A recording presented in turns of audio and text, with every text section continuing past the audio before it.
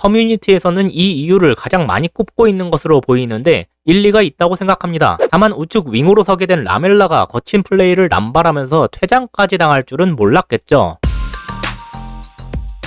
안녕하세요. 축구 보는 기자입니다. 북런던 더비에서 손흥민 선수가 부상으로 인해 빠르게 이탈했는데요. 오늘은 이것이 일으킨 파장과 베일의 교체 이유에 대해 다루는 영상을 준비했습니다. 먼저 아스날은 이날 상당히 강력한 전방 압박을 펼쳤는데 토트넘 기준 우측에서 볼이 전개될 때에는 이런 식의 모습을 보였고 좌측에서 볼이 전개될 때에는 이런 식의 모습을 보이며 토트넘의 최후방 자원들이 볼을 자유롭게 전개시킬 수 없도록 꾀했습니다. 특히 이 장면에서는 웨데고르가 레길론의 볼을 탈취하며 좋은 공격 기회를 만들기도 했는데요. 당연히 토트넘의 중원 선수들도 이를 도우러 내려가지 않은 것은 아니었습니다. 중원 둘을 넘어 모우라나 케인 같은 전방 선수들까지도 낮은 지역으로 내려와 이를 돕고자 했는데요. 아스날의 전방 선수들이 상당히 압박을 효율적이고 성실하게 수행해줬기 때문에 토트넘은 이를 풀어나오는 것에 상당한 곤란을 겪게 되었습니다. 하지만 이건 거꾸로 손흥민에게는 기회가 될 수도 있었는데요. 세드릭이 붙어 있기는 했지만 아스날이 라인을 많이 끌어올리게 됨으로써 손흥민에게는 침투할 수 있는 공간이 넓게 형성됐기 때문입니다. 손흥민은 이런 공간을 내주게 되면 혼자의 힘으로도 득점을 뽑아낼 수 있는 선수인 만큼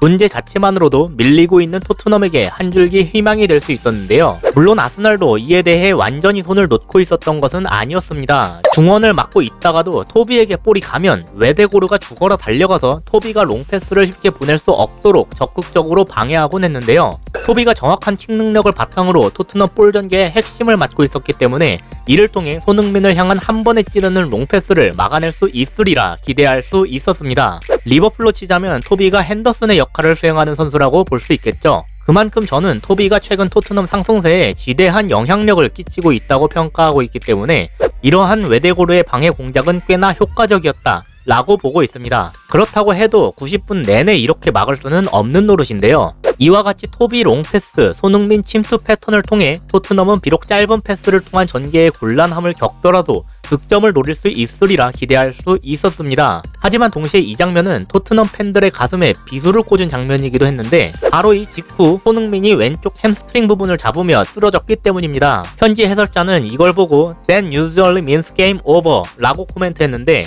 예상대로 손흥민은 더 이상 뛰질 못했고 라멜라로 교체됐습니다. 해설자는 손흥민의 게임이 끝났다고 예상한 거지만 이건 토트넘의 경기 자체에도 커다란 암운이 드리워진 순간이기도 했어요. 아직 베일과 케인이 있지 않냐? 베일 요즘 물이 올랐는데? 라고 하실 수도 있습니다. 물론 베일이 요즘 득점까지도 쏠쏠하게 해주는 맹활약을 펼치고 있긴 하지만 사실 현재 베일은 득점원이 아니라 조력자의 역할에 더 가깝습니다.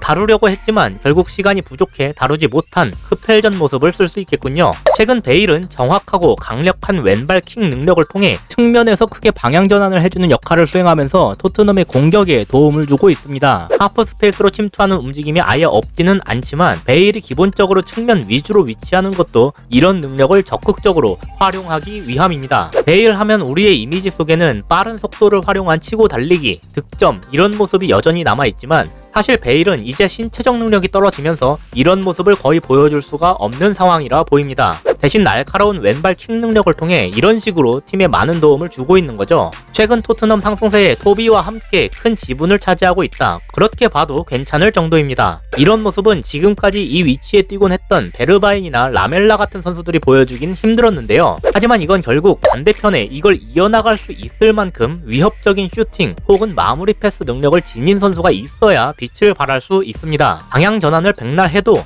반대편에서 그걸 받는 선수가 족족 날려먹는다면 득점을 할 수가 없겠죠. 당연히 이는 케인과 손흥민의 역할이고 그 중에서도 측면에 있는 손흥민의 역할이 매우 중요하다고 볼 수 있습니다. 근데 그 손흥민이 나갔으니 베일의 강점까지 함께 반감된 셈이 됐습니다. 물론 이날 베일의 방향 전환 패스를 통해 라멜라가 어마어마한 슈팅을 성공시키며 득점을 하기는 했지만 손흥민과 라멜라의 차이는 분명히 있었죠. 결국 후반에 들어서 얼마 되지 않아 베일은 시소코로 교체됐습니다. 이후의 모습은 시소코가 우측 중미로 내려가고 운돔벨레가 중앙 공미로 옮겨진 이런 모습을 취하게 됐는데요. 이 교체의 이유에 대해 저는 총 3가지가 작용했다고 봅니다. 첫째, 측면 윙어와 공미를 넘나드는 스미스 로우를 제어할 수 있을 만한 중앙 미드필더가 필요하다입니다. 스미스 로우를 제어하기 위해서는 사이드와 중앙 모두에서 괜찮은 수비력을 보여주는 미드필더가 필요했고 적어도 이 위치에 지금까지 뛰고 있던 은돔벨레는 이에 해당되지 않았죠. 둘째, 아까 말씀드렸던 이유인 손흥민 이탈로 인해 베일의 쓰임새가 애매해졌다입니다. 어차피 방향 전환을 통한 공격 루트 확보보다 역습 위주의 게임을 하려면 손흥민도 없는 상황에서 양 측면에 모두 빠르고 드리블 돌파가 가능한 선수가 있는 편이 더 낫다고 볼 수 있겠죠. 셋째, 사이드에서 보다 수비적인 역할을 해줄 수 있는 선수가 필요했다입니다. 커뮤니티에서는 이 이유를 가장 많이 꼽고 있는 것으로 보이는데 일리가 있다고 생각합니다. 다만 우측 윙으로 서게 된 라멜라가 거친 플레이를 남발하면서 퇴장까지 당할 줄은 몰랐겠죠. 오히려 퇴장 이후 토트넘이 좋은 모습들을 많이 보여줬지만 전술적으로 자세히 다룰 부분이 아니라 판단하기 때문에 간략하게만 짚고 넘어가겠습니다. 한 명이 부족함에도 토트넘은 4-2-3처럼 위치하며 아스날 최후방 선수들에게 적극적으로 압박을 가했는데요. 아스날 선수들이 여기에 패스 미스를 남발하는 등 상당히 당황하는 모습을 보여주면서 토트넘에게는 기회가 많이 발생하게 됐습니다. 더불어 모우라 등이 적극적으로 드리블 돌파를 시도했는데 이를 제대로 막아내지 못하며 많은 파울을 내줬고 여기에서 얻어낸 세트피스 상황에서 계속해서 아주 위협적인 슈팅들이 나왔어요. 안타깝게도 토트넘이 득점을 하지는 못했지만 득점이 됐어도 이상하지는 않았을 겁니다. 이 시간대에 토트넘 선수들의 집중력은 칭찬받아 마땅한 것이었지만 사실 그 이상으로 한 명이 더 많은 아스날 선수들에게 실망감을 감추기 힘들다고 평가하는 것이 옳지 않았나 싶습니다.